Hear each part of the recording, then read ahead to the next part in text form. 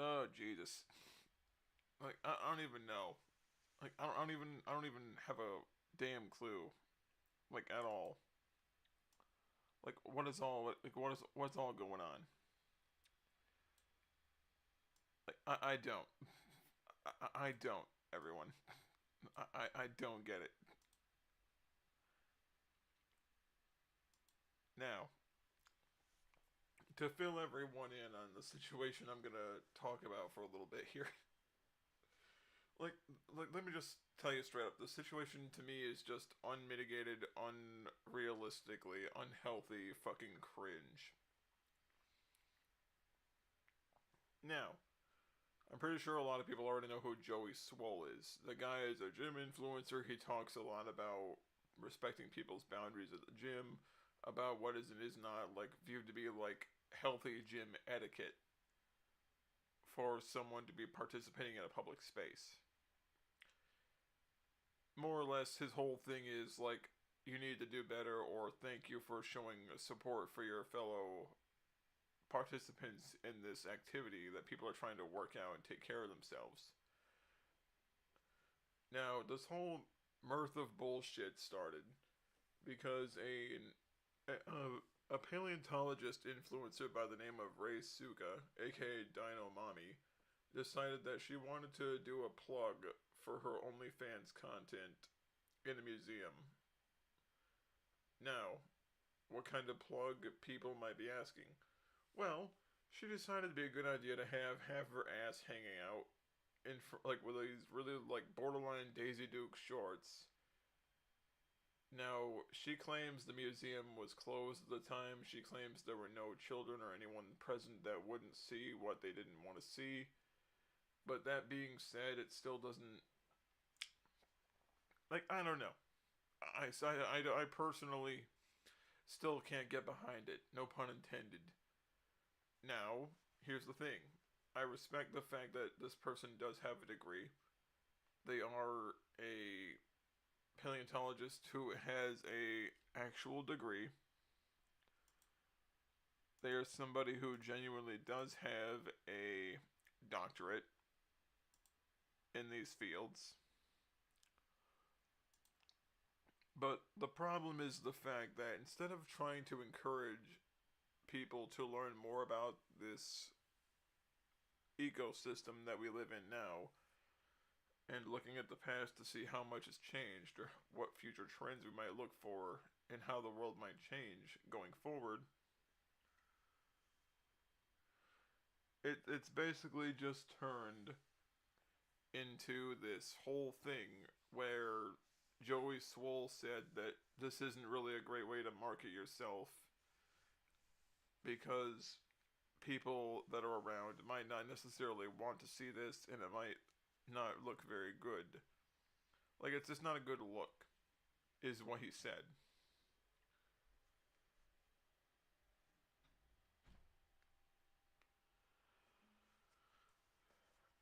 Nevertheless, like, the whole thing started because he told Ray that he just thought it was going a little bit too, like, she was leaning too far into it to try to promote her content.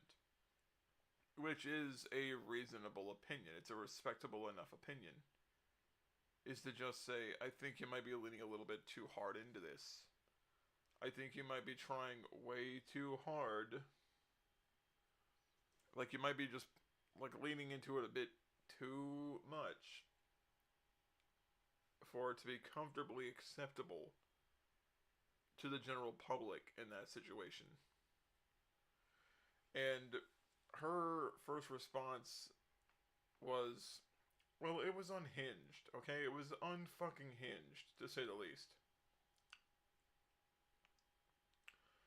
Because the whole situation felt like it was she was trying way too hard to come off like a victim, in my opinion.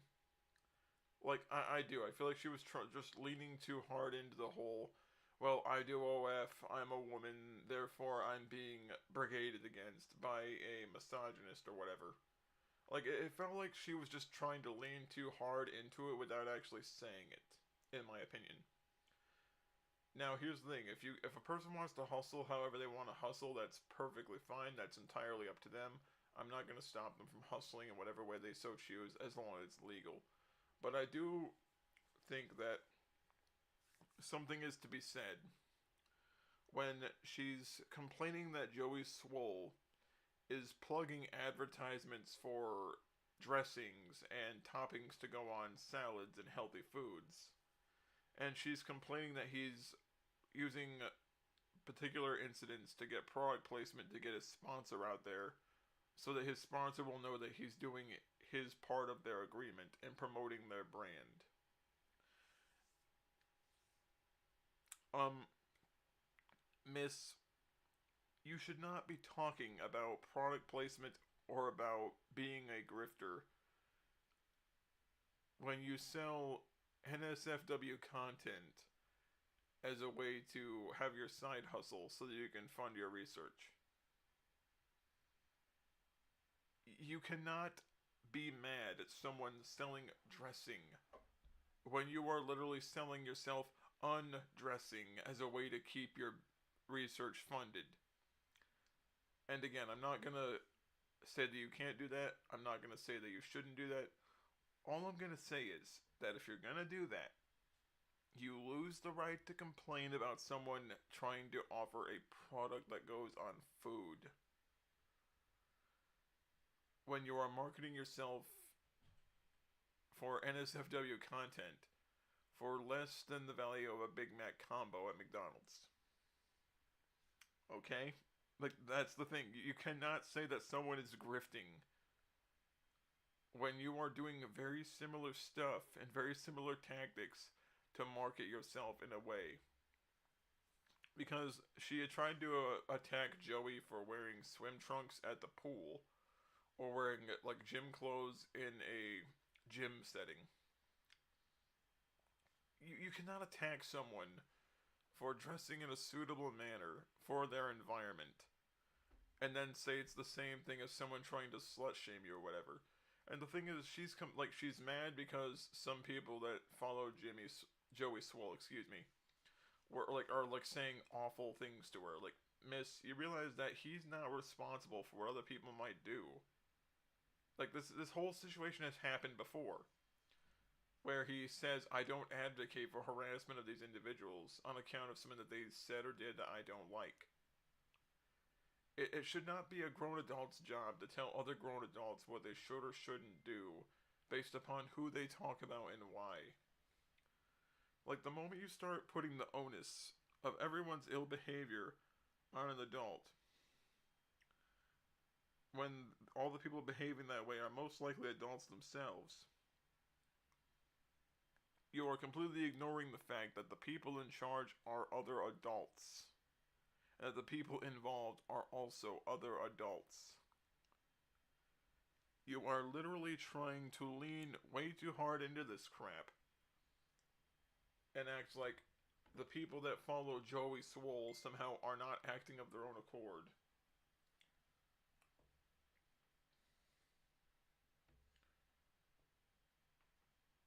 Because these people are acting on their own will. It's the same reason that whenever anyone that subs to me or watches what I do on here makes fun of people like Mitch or Cranium or Kelly or you know who or anyone else I've dealt with in the past, I am not responsible for the actions of other adults because these other adults are third parties who are acting of their own accord. These people are free agents acting of their own will.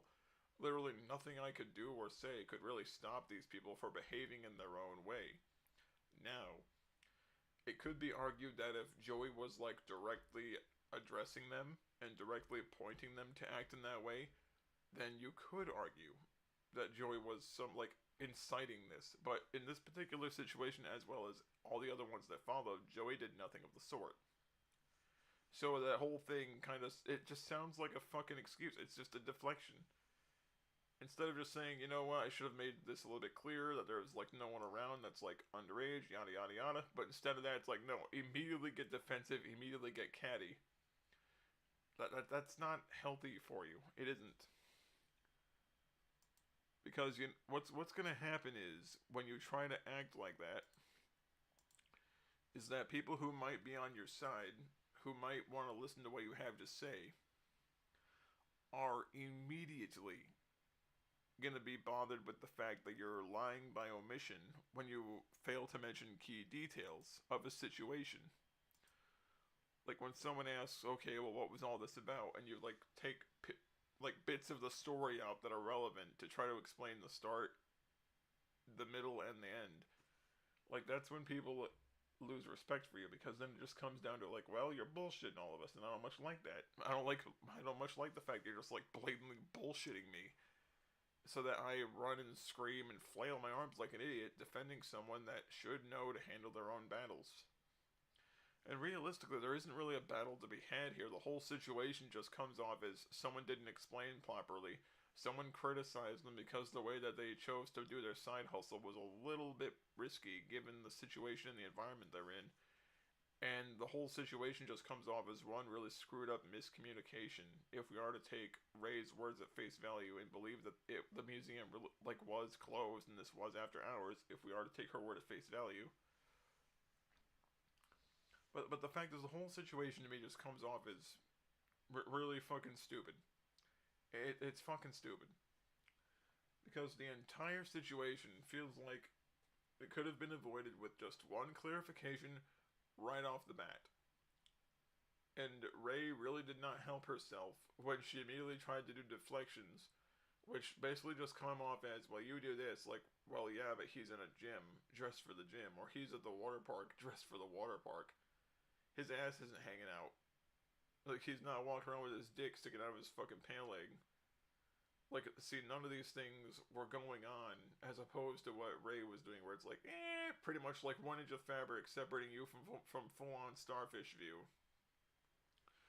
Like, seriously, the only thing stopping you from seeing her goatsy herself with her shorts is the fact that there's like 1 inch worth of fabric on her. And keep in mind, this is just a video meant to link towards it. This is not even stuff that's meant to be the OF content itself. And I'm probably going to get in trouble for mentioning this, despite the fact that everyone that views me is between the ages of 19 to 36, according to the analytics. And I don't want to hear people say, well, analytics can be wrong. Yeah, I'm aware of that. But at that point, that's between them and Google. Because I'm not their dad. It's not my job to police what they view on YouTube, even if I don't agree with some of it, or even if I might find whatever they're doing outside on their extracurriculars a little bit concerning or just straight up nasty. Like, I'm not their father, I'm not a cop, I have no ability to stop them. And if I did, I would have to see sufficient reason to suspect genuine bad shit might go down before I would even feel it would be necessary to say anything to anyone who may stop them. But yeah, the whole situation to me just comes off as really stupid and brain dead. Because like one miscommunication was all it took to kick off this little back and forth between the two of them. And now you have like a bunch of third parties going back and forth, wanting to fucking go take each other to the sword over this shit. Like honestly, I followed Ray's paleontology on Facebook because I genuinely liked the tidbits she'd give about these animals and stuff. But it's like, you know what? I can't follow you anymore. I can't follow you anymore. Seeing like this is how you want to misrepresent what Swole is saying about you, and the fact that you're trying to like play it up like Swole is sending people after you for no reason. Like I just can't get behind that because it's very disingenuous and I don't like that at all. I cannot get behind that at all. Like I just can't get behind somebody who is gonna misinterpret what someone else is saying and doing just so they can say that they're a victim of whatever day of the week that it is. I really don't like this whole, like, he's grifting. Like, you realize that you're also grifting in and of itself because you're misrepresenting what someone else is saying and doing to generate publicity, notoriety, and drama to yourself to in turn spike up your views, which could also cause a spike in your watch subscriptions. But remember, guys, anyone that has the ability to question that is the problem. And not her for trying to milk the situation for all that it's worth. And again, I don't dislike her as a person, it's just that I just don't like the way that she chose to handle it.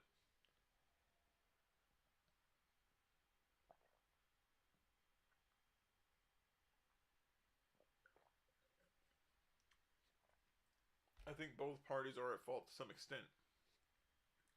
But I think she's more at fault than Swole because instead of trying to clarify, it immediately went back to retaliation and deflection, and then pulling victim cards.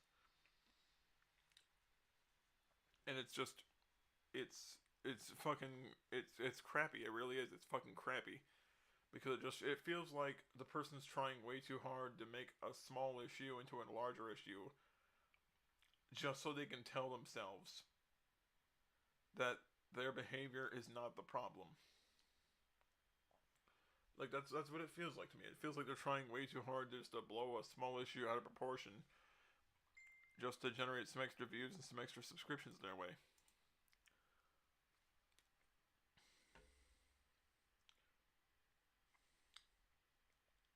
Like that's my statement regarding that whole situation right there. Also, we are now in the month of December as of today, and honestly, we already had one big snowstorm hit us. Yesterday was brutal. It was fucking brutal. Let me explain why it was brutal. When I came home yesterday, I had to chip myself into my driveway. Yeah, into my driveway. We usually have someone that plows our street, but apparently he hadn't done it like all weekend.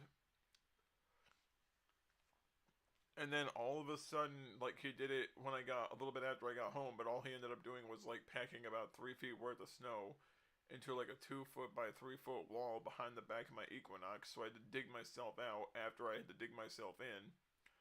Then a friend of the family came by. I backed my car out of the spot after digging myself out.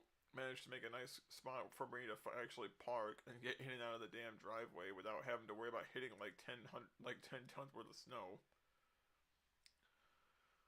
But honestly, I'm hopeful that the next couple of weeks will be kind of tame in comparison since that snowstorm's gone by. I'm hoping that everything will just be kind of chill, no pun intended, for a little while, and that I can just kind of settle into the way that the weather's going because right now I'm not particularly optimistic about the way Michigan winters are. Because like there are some winters that we've had in the last few years that were like fairly mild, and then there were just a couple that were brutal, just like pure fucking ice age, Pliocene fucking era winters where it's like, okay, well we got like 8 feet of snow, and oh well, there's a semi sticking out of one of the snowdrifts, like the Titanic just snapped off and it like snapped in half and like it's upended, sticking out of a ditch. Guess I'm not going to work today. Because the problem is I live like some distance from where I work, so like when I drive there in winter, it takes almost 30 to 45 minutes. Now I'd rather get there driving slowly and know that I got there safe than try to hurry, but at the same time, it is a pain in the ass. Because if I start my car, let it warm up for like 10 minutes, my drive has already taken like close to 50 minutes from the time of the initial startup of the car to almost getting there. Now, I usually leave a couple hours before work starts anyway, just so I can kind of wake up, read a little bit, and then get ready to start my shift. But that does not change the fact that the weather kind of blows, and I don't much like it. It's like what I've talked to Kate about, like here and there. It's like if had it not been for our friends and family living here, I would have had us move already, or found a place that's warmer where it doesn't suck every year. Now, don't get me wrong, the summers in the state can be beautiful. The autumns are picturesque, the springs are quite nice. But winter almost ruins all of that. Like, seriously, like one season out of the four finds a way to almost completely fuck the other three right up and just takes them off of any of the positives that may be available. It's like any ability to enjoy the state is immediately thrown right the fuck out the window when winter shows up. Like, I shit you not. I shit you not. The only fucking reason she and I still live in this godforsaken state is because we have friends and family that live here. Otherwise, we would have left. Like, honestly, if I had, like, a lock on housing opportunities and a lock on employment, like, if I already had a place I could start work, like, same week I move in, and it was close enough by to where I could get here in a pinch, and the weather didn't suck, I actually had like an apartment or something close by that I could rent that wouldn't break my bank, I would move. But truth be told, a lot of it, it's just not in the cards. given my current financial situation.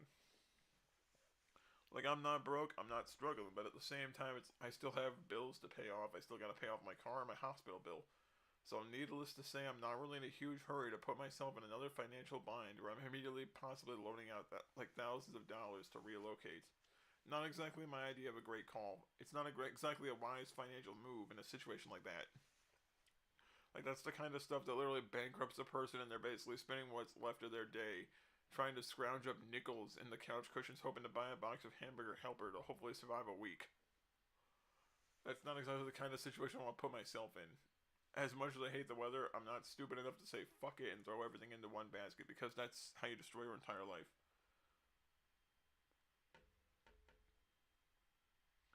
So how do you sabotage your life? Oh, you do shit like that. Like that's the best way to sabotage your life. Just do dumb, ignorant shit. Where you just do stupid things without considering any of the possible ramifications of it because that's the easiest way to just completely nuke your life. It's like, well, I didn't think about it. Yeah, we could all tell. We could all fucking tell that no thought went into this planning whatsoever. And now it's coming to bite you as hard as it can in the ass.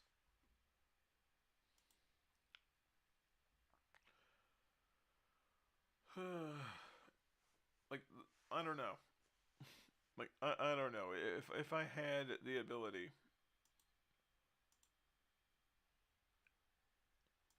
if I had the ability to just get away from this fucking state without crippling myself financially or isolating myself from people close to me, I would. But that's the biggest part of this whole thing that's a real big pain in the ass. Is the fact that a lot of that shit just comes off as, well, what are you gonna do? You just kind of gotta live with it, I guess. You just have to learn to live with it. There's like not really much else you can fucking do. There's like fuck all you can do about it. Just go with what you can. Just work with it. I guess is the best way to put it. It's like you just have to learn just to say fuck it and just work with what you got. I guess.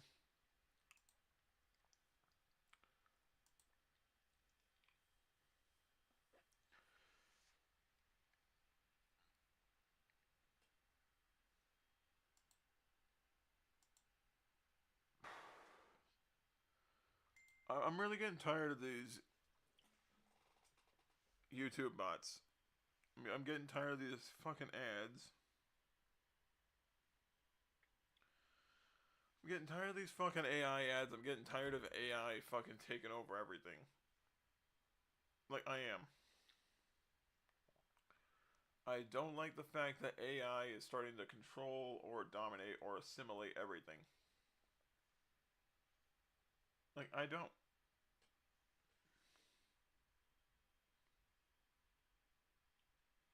I do not like the fact that people are starting to use AI to advertise a lot of their shitty mobile games. Hell, even some of the mobile games that I play, like Jurassic World the game, I have that on my phone. I play it all the fucking time. And I'm getting sick and tired of these fucking ads where it's some AI generated fuckboy with a stupid fucking alpaca haircut talking to me about how these animals that you get early on in the game are supposed to be the best. Like, no, these animals fucking suck. These are the animals you want to like early in the game that get you curb stomped repeatedly because you keep getting cocky, forgetting about the class advantages.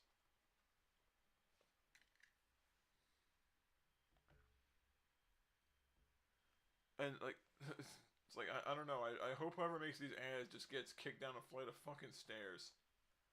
Like it's the same thing. Like it doesn't matter what you're doing either. Like you could be listening to like a music video or a compilation of like skate. We could be watching like a compilation of skateboard accidents, or you can be listening to like these stories of like crazy animal attacks that happened in like really fucking ape shit situations. And all of a sudden you'll get you'll get a bunch of these fucking commercials for dating sites. Like the fuck. Like I was listening to a tiger ripping someone's face off. What the hell does that have to do with Hinge? I was listening to a tiger attack. Where's the connection here? Because, like, YouTube develops these ads around an algorithm But everything I'm watching are either like goofy Reddit stories, or funny ass skateboard accidents, or comedians, or stuff like that, or occasionally animal attacks, or new paleontological discoveries, or new shit that's happening in the world of science and biochemistry and stuff. It's like, what the fuck does Hinge have to do with tiger attacks, biochemistry, paleontological discoveries, and whatever's going on with our government right now? Like, these things do not mesh. Like, none of these things match with a fucking Hinge advertisement. It's got me all kinds of confused. It's like, I was watching a tiger attack a second ago. What the fuck is this? I'm trying to watch a compilation of Ed, Edd and Eddy's funniest slapstick moments, and all of a sudden I got a fucking Tinder advertisement. What the hell? I just want to enjoy a goofy ass part of my childhood where cartoons were doing ridiculously over the top slapstick gags. What the fuck does that have to do with Tinder? And yeah, like just like those examples, these are all real examples. I don't know what the fuck these things are even parallel connected to here. Because I'm just watching memes and shit. I'm just watching things that are funny or things that are interesting or things that are informative. When I'm watching a fat electrician video about Arizona and Little Caesars and about how they have some of the most gangster CEOs ever, I don't get why me watching the gangster Arizona Tea CEO has to do with any of these AI roleplay chatbots. Like, you guys are fucking frying my brain with these weird ass connections that don't even connect. Like, okay, where does any of this fit? Where does any of this fit in this whole situation that I'm just looking at right now? Fuck off, Google. I'm trying to listen to the fan electrician tell me a story about Arizona's CEO.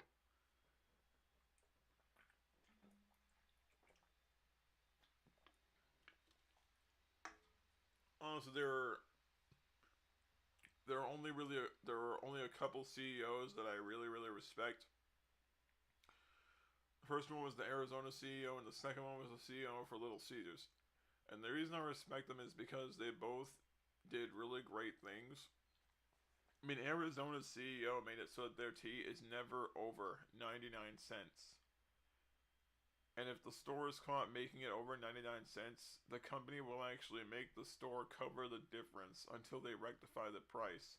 This is a legitimate practice they have. I found this out because a buddy of mine actually works at a local gas station, and he actually had to talk to his manager about that because he warned them that if someone did call their headquarters, like the vendor could actually straight up refuse to sell their shit there if they didn't adhere to the pricing that was meant to be stuck with the brand. And at first, his manager's like, "Well, I don't know, man. I don't think that's a load of bullshit. I think they just do that to scare people into keeping up with the brand's reputation." But no, like little did they know that like a week later, apparently someone had reported it. I think it was the actual vendor themselves had reported it when they saw that they were being marked for like 129 instead of 99 cents. So they were at a 30% up chart here.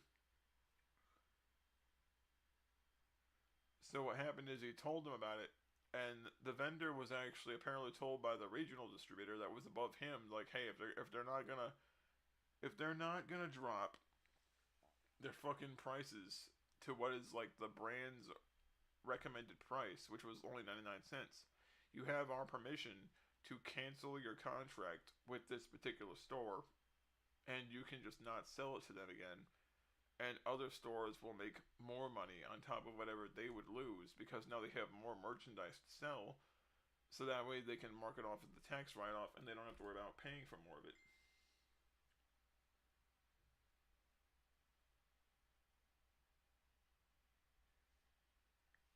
And sure enough, like when he found out that this was all like in writing on the dude's clipboard with the initial of the regional distributor on top of that shit, so all right, fine, I'll do it. I'll drop the fucking price. He's like, son of a bitch. Like, yeah, like, see, he wasn't fucking around. They made it very clear that if someone is marking up the prices, that the company will actually possibly they will threaten to pull their shit because to them, like when someone upcharges it, that reflects poorly on their brand, and that's why it is they don't tolerate that shit. Is because it reflects poorly on the company.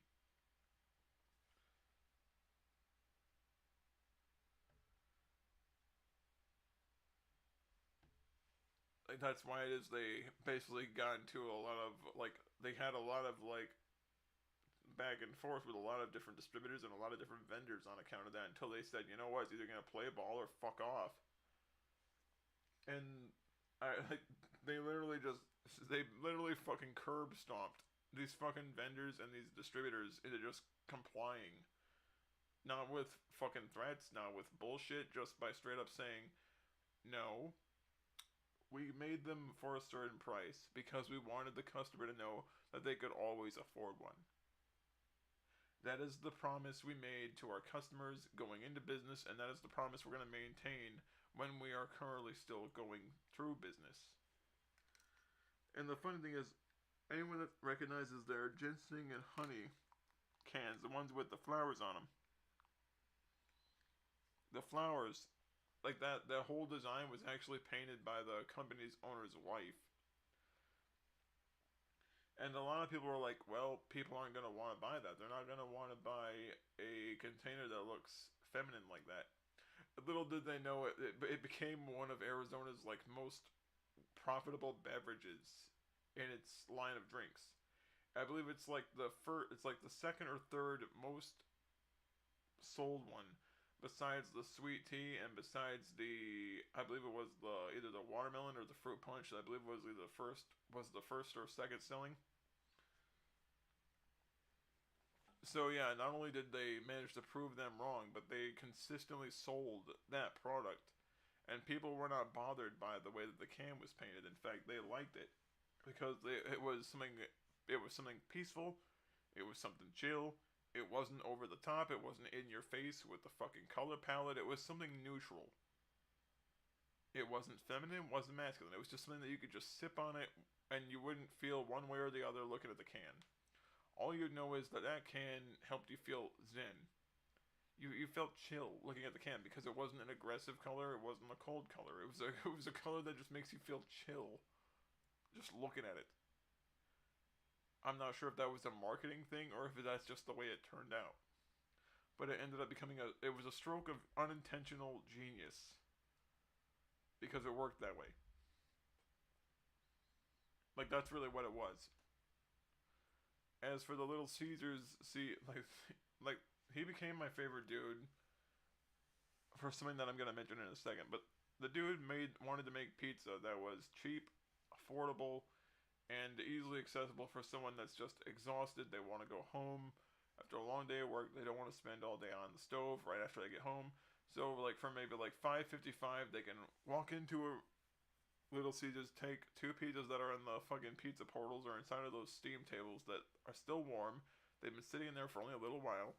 They can take that and they can still eat it. It'll still be a decent enough thing to eat, and they can go home. Now, is it the best pizza in the world?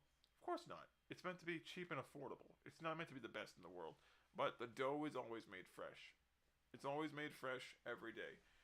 A lot of it is because the dough that's made fresh is also cheaper than trying to make dough and have it frozen and shipped all across the country over the next couple days. However, it does feel better when you're eating into something that's been made fresh the same day, more so than it does when you're biting into dough that's been made like a week before, that's been frozen and sitting on a truck for 2 weeks.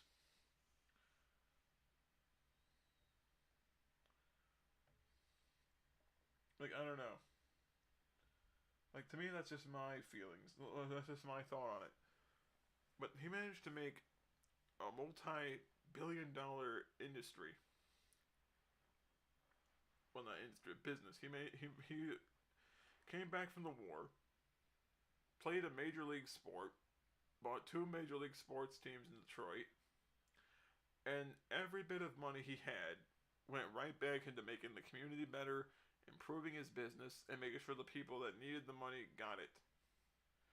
He also started the Little Caesars. I believe it was the box of love or whatever it was called. Like it was a service where they were giving pizza to the homeless to make sure that they had something warm to eat.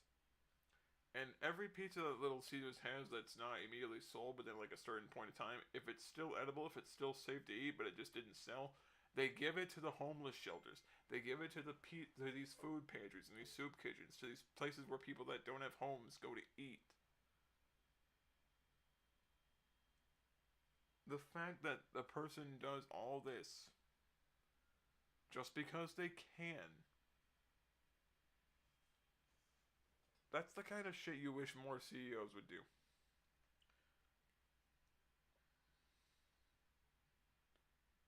Because that's the kind of stuff that it feels good to see it. It feels good to see someone trying to do genuinely good things with their money instead of just saying, well, fuck it, I'll just take all the money and run. Also, the same Little Caesars CEO, like when Rosa Parks was beaten up in a bad part of town, do you know what this guy did? He paid off all of Mrs. Parks' medical bills and moved her into an apartment into a nice part of town where she was safe and paid her rent for the rest of her life. Yeah, this is a stand up guy. Like, this is a man I can get behind. Like, even if Little Caesars Pizza isn't the best, I still appreciate the fact that he did good things. He did good things. Like, he did not care really about the money. It was okay to make a profit, but most of all, it was just a matter of I want to do more. I want to help other people. I want to find a way to make my money help other people in a way that it could have helped me. Like, that's the kind of shit I like to see. Like, when I see people that have all the money they could ever need, use that money for good things, to help other people, to possibly spread joy, and maybe give something back, that's what I love to see. Because that's the kind of shit you wish more people would do. Because if more people did that, I think the world would be a happier place. I think it would. Like, I genuinely do believe that if more people would be willing just to put down their shit for 5 minutes and not fight over everything, people would be happier.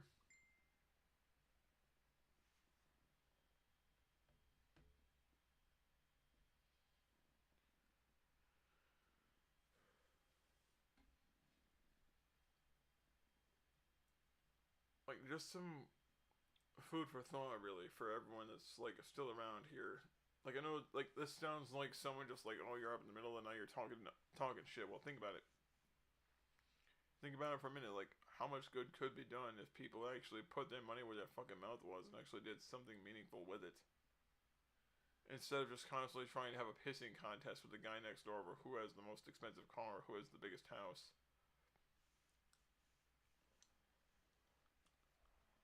Like, competition is the thief, like, comparison is the thief of joy because it makes you constantly wonder if you're going too slow or too fast, too hard or too soft, if you're making too much or too little. It's an unhealthy thing that we've kind of developed as a society where materialism kind of drives a lot of what we do.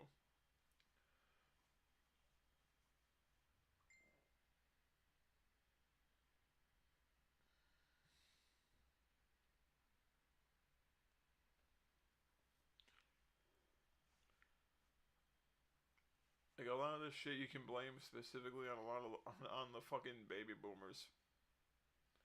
Not a lot of it, not all of it, but a lot of it. Like, a lot of it can be blamed on that because it went from it went from love is all you need to the one with the most toys wins. It went from share and share alike to give me it's mine. And the problem is we kind of this attitude has been carried on for like 40 years now, to the point where everyone that's caught under it is now just under the crushing weight of everything that came before it.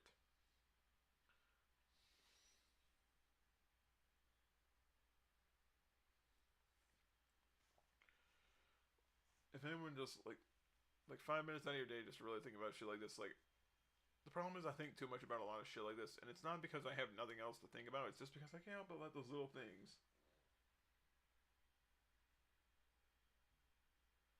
like a lot of those things, I feel like they're kind of ignored.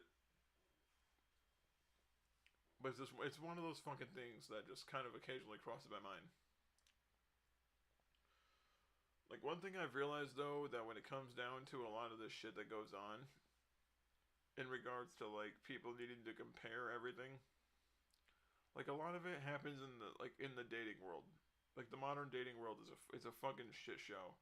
From what I hear from people that I know that are like dating around, people that are single, people that are like in like some like just entering new relationships. And like a lot of the horror stories that my friends have told me, like a lot of them are like, man, you're lucky you got out when you did. You're lucky you met someone when you did. You're lucky you did like da da da da when you could, because it is fucking brutal. I'm like, you can't be kidding. Like I'm like, okay, I know it. Some of it must be true, but like, how bad is it? Sitting next to a buddy of mine one day. It was someone I used to work with who got a job somewhere else. He's like, okay, well, like he's like, strap in, dude. Take a look at this. I'm like, take a look at what? He shows me, like, he shows me one of his dating apps, and it's like half the people on the app are asking for people that are like unrealistic in terms of their earnings or in terms of their physical attractiveness. While at the same time, like a lot of the people that are asking for a 6 or 7 or maybe an 8 or 9 are like 4s and 5s.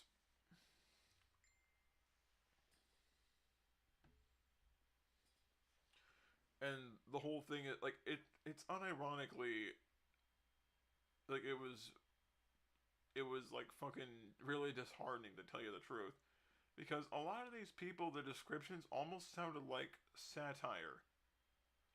They almost felt like they were being like made as jokes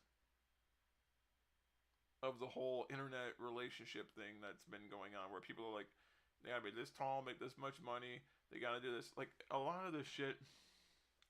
If I was the number of all right, how you doing, Damien? But I'm like, my buddy's like showing me this. Like I'm like, you can't be fucking serious. He's like, no, dude, I'm dead serious. Like this is how it is. Shows me some of the people that matched with him. Showed me like a bunch of the people that like unmatched him. And the weird thing is, a lot of the people that unmatched him are people that he went on dates with, and the whole time, all they would talk about is their friends. That's funny. That's actually really funny to me. Thing is, always talking about these people, like they went on like a single date. One of the people that he went on a date with, like all they did, from his words, is that they talked about people they've went on dates with before him, or talked about people their friends were dating and all these expensive gifts that their friends, boyfriends, or prospective partners bought them during first or second dates. And I'm thinking, you gotta be shitting me. You gotta be fucking shitting me. He's like, no, man, I'm not. I saw the life drain from that guy's eyes for a second.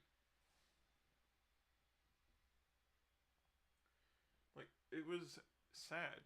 Like, it was really, really sad, because I see someone that's not a bad dude, who busts his ass at his job, who makes a respectable pay for what he does, a genuinely hardworking person, a nice enough dude who I've never seen treat anyone sideways, like ever.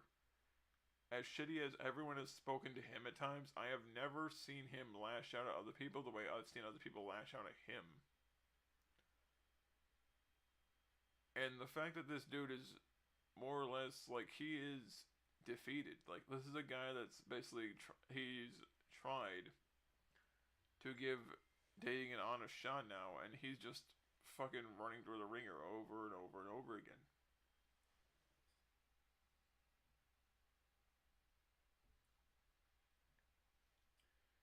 And honestly, I felt really like, I didn't realize you could actually feel like secondhand dejection from someone before.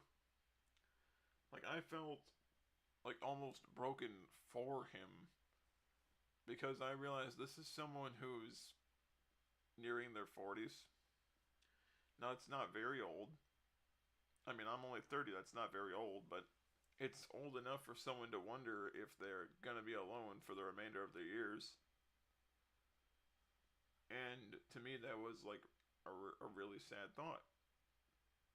Like I felt genuinely bad hearing this and seeing this shit, because this is a guy who's a decent person. And it seems like people are only looking at the dude like he's an ATM, or that he's just a status symbol. And honestly, it genuinely hurt.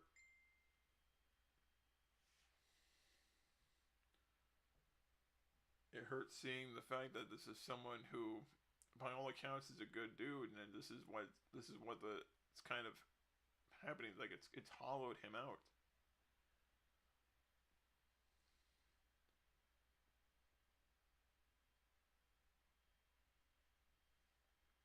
Sorry, this is actually really hard to talk about because it seems like for every decent dude that wants to be a person's somebody,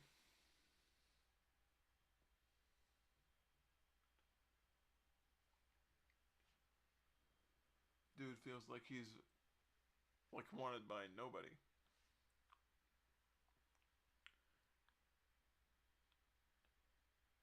I think the only reason that he's like just wanting someone to know that that he exists,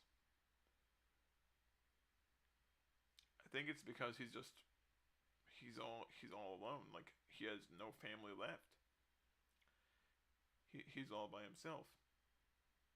He has friends.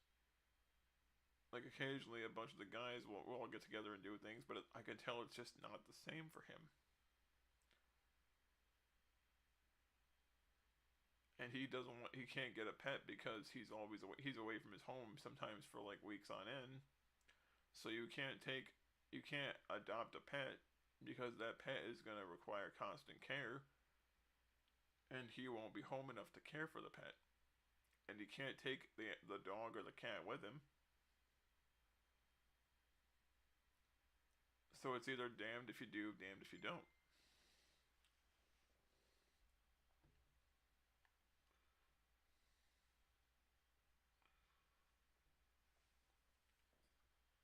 Honestly, it was really fucking sad.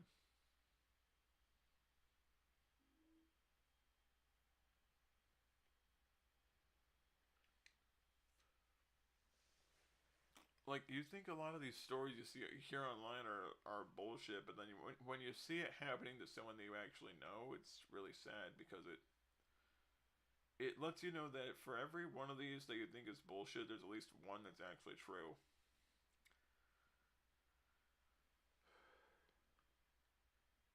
And it fucking sucks. It fucking sucks seeing it because it's really sobering to look at how people have kind of gotten more and more fucked up over the years. I mean, I remember when I was in high school, for example.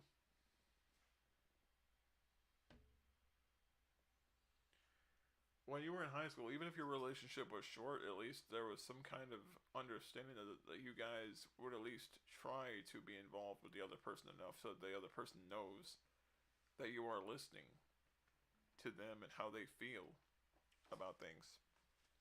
Now, obviously, there were dickheads that used people in school. There always will be, unfortunately. But when you're an adult, when you're supposed to be more emotionally intelligent, when you're supposed to be more mature, and people are still doing this like mindset that people have in middle school, where they just use each other constantly.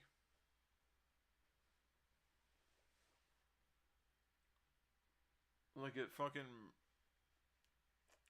damages your faith in humanity. It does. Because when you see that people are capable of just discarding each other or treating each other like crap, or just seeing each other as an ATM or a status symbol, and so it goes both ways. There are young men who will seek out a woman that's older who has money because he doesn't want to work, or there are a man who may pursue a woman strictly because of her looks, because of how her looks would enhance his own status in his social circle. There are people that do this that are men as well. But the problem is when you actually see someone having gone through it, like it doesn't just change your perspective on it and make it very clear that yeah, these things actually do fucking happen in the dating scene. But it makes it like abundantly clear that there are people that are actually getting like really hurt by this because they feel like they have nowhere else to go. Like they don't know who to turn to, they don't know who to talk to, they don't feel like anyone cares enough to listen. So what happens is they just don't say anything about it. They basically just make themselves disappear quietly because that's more or less the way that they've come to accept living.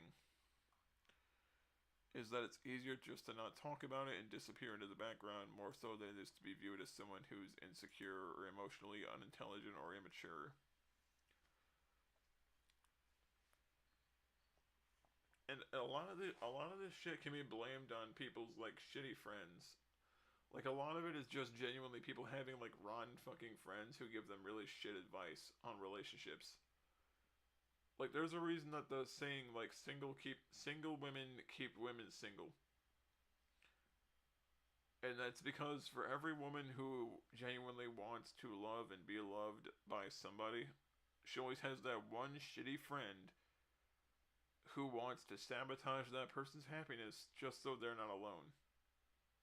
Like that's all it is. It's like it's just misery loves company. So it's like, well, oh, you're happy. This person makes you happy. They love you. They give you everything they have.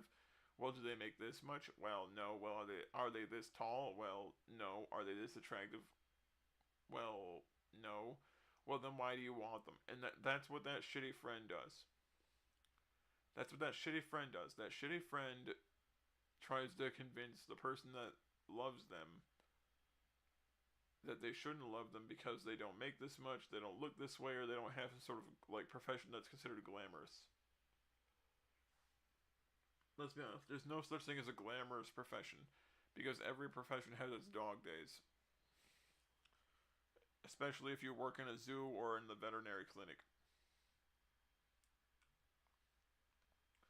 But the fact is, a lot of it's basically just, well, we gotta keep up with the Joneses, we gotta keep up appearances, we gotta do this and that. Like the moment you have any of these people that feels the need to post all of their dates and all of their relationships on Instagram every fucking day, run.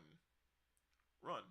Because that's the person who's gonna rely on the advice of the shitty friend. That's the person who's gonna rely on that shitty friend's advice, and that is the person who's gonna just blow up the relationship.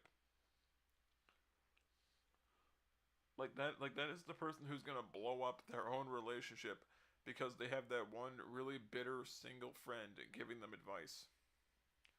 Like that's what it's gonna be. It's just gonna be that one really bitter shitty friend that just causes the relationship to do a complete fucking nosedive.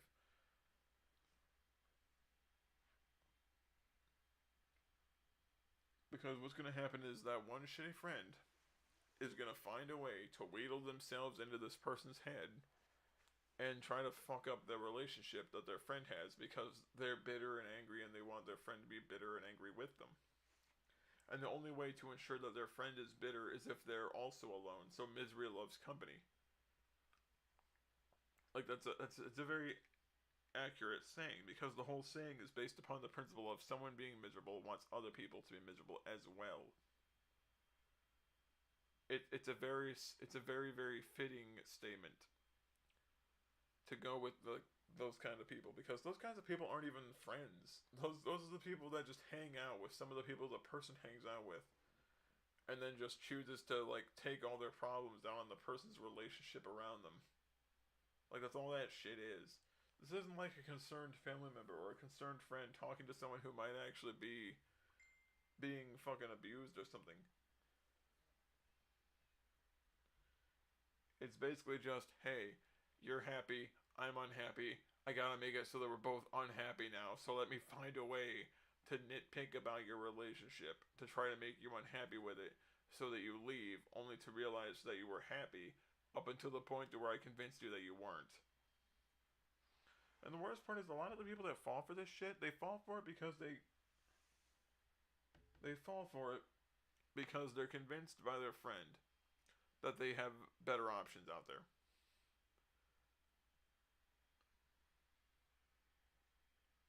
Like that is like one of the shittiest fucking excuse a person can ever give someone. It's like, well, you don't know what your options are. It's like, well, if you don't know what your options are, like, what's to say? For example, like, imagine a person has their hands behind their back. One hand has a diamond, the other hand has a dog turd. Now imagine, for example, they give you the diamond, and then they put something else in their other hand. Now you don't know what's in their hand now that the diamond is out of it. There's still a dog turd in one of their hands, and you might know which one it is now, but they might have switched hands. You have no idea what's in their hands now, and then you pick, and it turns out, oh wait, they're both dog turds now. Like, that's the whole principle of it. Like, when you're trying to fuck around and look, like, shop around for your options, all you're doing at that point is just sitting there saying, you know what, this makes me happy, but I want more. I want more. I want more and more and more. And then these are the people that don't deserve to have happy relationships because they always want more. Just this fucking greed of it.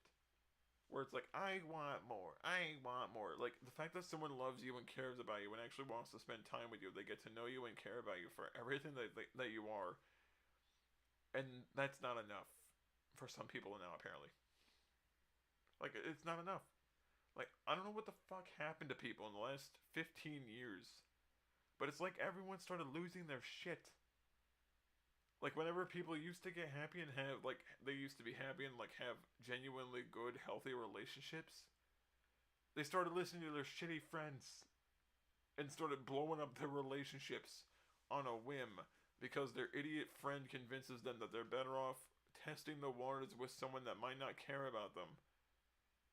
Like, here's the thing, if you have to compete with somebody for the attention of someone else, the person that you're competing for doesn't want you.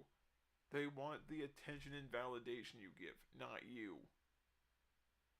That's the bit of advice that never gets through these people's fucking skulls. Is the fact that an attractive woman and an attractive man, they are aware they have options. They are aware that they have options. And that's why they don't take anything at all seriously until they are about ready to finally lock in and pick someone that they feel they could spend the rest of their life with. Like, and that's why, like you should not have, like, if anyone has to compete for the affection of another person, then that person's not for you. If that person's not making you a priority, if they are not spending time with you, if they are not making it clear that you're the only one that they're going to pick, then guess what? You need to just learn to let that person go. Because the whole idea of you wanting them is based on the fact that you think you're reaching to the top of some sort of mountain. But the reality is you're just jumping into a hole in the ground and hoping the hole isn't deep enough to break your neck when you land. There's a reason the modern dating scene is fucking abysmal. Is because it seems like for every decent person that wants to have a healthy relationship, there's like two assholes that they're friends with that are basically sitting there with a guillotine and an axe, ready to execute anyone that tries to get close to them. Just on the general principle that they want their friend to be miserable the way they are. And if their friend isn't miserable, well, they can't have that. It's like, well, I'll be damned if you sabotage my fucking facade. I'll be damned if you sabotage my cabal of cackling witches. So we're gonna find a way to deep six that shit right now.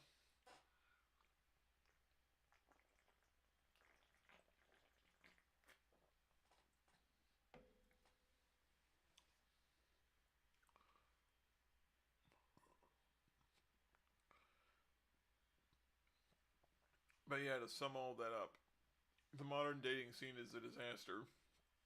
Please be kind to other people. And if one of your friends, whether it be a man or a woman, is being used by somebody who clearly only sees them as a safe option until they find someone else, please get your friend out of that relationship. Like, I am lucky.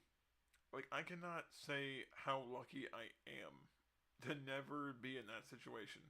I got out of that shit before any of this could happen, before that whole culture developed.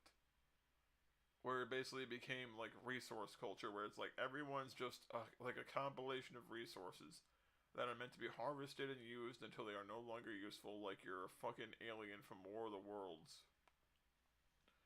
Like, it basically was like treating people like a planet to exploit, like you're a Martian.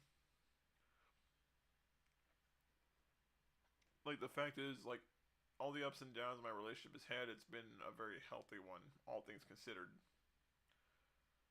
And that's why whenever I see these, I weep for them because I realize, like, motherfucker, if I had met Kay when I did, if she and I hadn't been together as long as we are to like get to know each other and learn about each other's ups and downs and ins and outs, then odds are that shit could have happened to me as well. And honestly, looking at that, it's like, wow, this fucking blows. But luckily, I was able to get out of that particular. I got myself off the market before the market fucking plummeted. Like the reason that people might notice that the birth rate has declined, the reason that these like the marriage rates have gone down, it isn't just because of the economy sucking or because the cost of living going up again. It's just the fact that men want to be treated like people. They want to be treated like they have feelings. They want to be treated like they have worth and value. They want to know that they are loved and cared about too. And the problem is, like a lot of the shit that people are popularizing, like these dumbass relationship tests and stuff, they dehumanize men. They turn men into props and punchlines for jokes. And because of that, men just started walking away from relationships.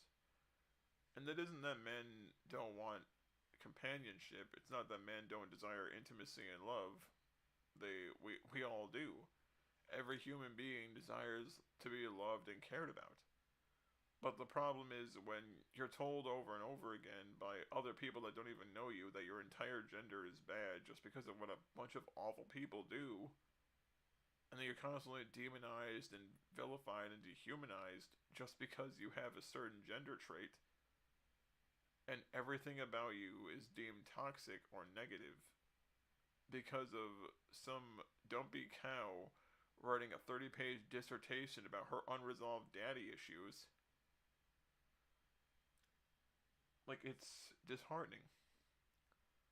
Like, men are walking away not because they fear strong, independent women, but because all the strong, independent women have no longer become strong, independent women. They are now whiny, self-righteous assholes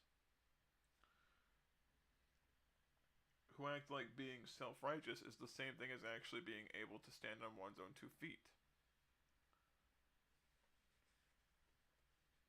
And for all the good women who genuinely care about men because they had good male figures in their lives, like they had fathers or stepfathers that loved them, cared about them, they had brothers or uncles or grandfathers or even male friends who were good to them and cared for them.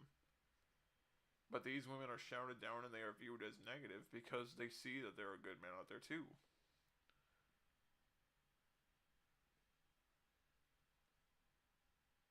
The reason men are disappearing is not because we're being told that we have to. It's just that men view it as a way of surviving. I guess you can say it's viewed as a way of like dealing with the stresses and difficulties of life. Is the best thing to do is just like quietly disappear. And the sad part is a lot of men who struggle with issues of self-esteem and self-worth, who are already having a hard time keeping their heads up when the world's been beating them down. Like, these trends in the dating market are only going to make them feel more alienated and more alone.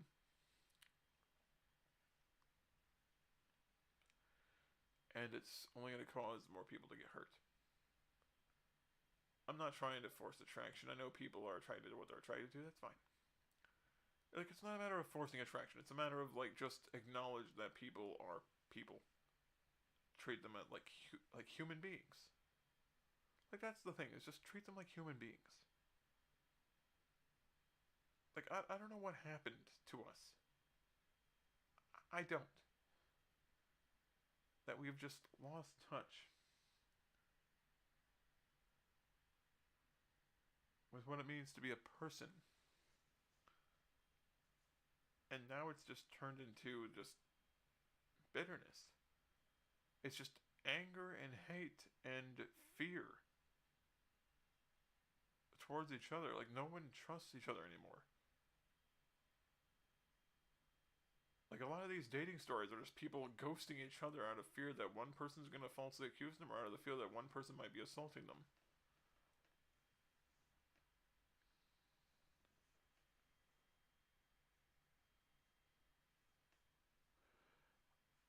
So the reason I'm a cynic is because I've seen enough of it to know that I just don't like it.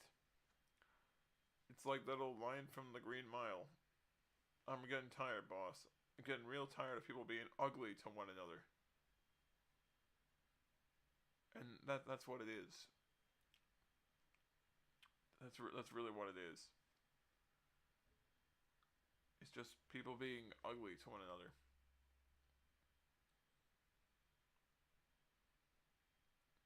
Like people wonder why it is like kind of come off like a jaded, cynical asshole sometimes because like I just get tired of seeing it. I just get tired of seeing the way people treat each other. Because a lot of the times, like when I look outside of my immediate circle, like when I look away from the people that I know, like the people I know in my personal life, like friends, family, these people are all in happy relationships with the exception of like a few people that I think are just struggling to find someone that they think will care about them the way that they want to care about someone else. And when I look at all this shit on the outside, it's like when I look like further on, like past the sphere of people that I directly interact with almost daily, like I see a lot of people who are just struggling.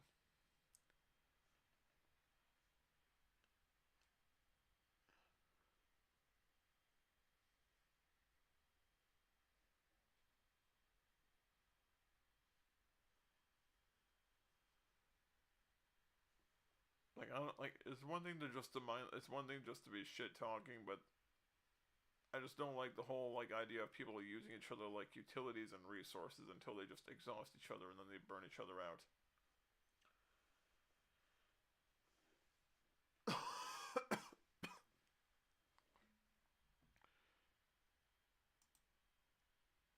Well, guys, I'll see everyone else later. I'm gonna cover the second part of the Andrew Ditch documentary Friday night, hopefully, if I remember, because I know for a fact that I'm probably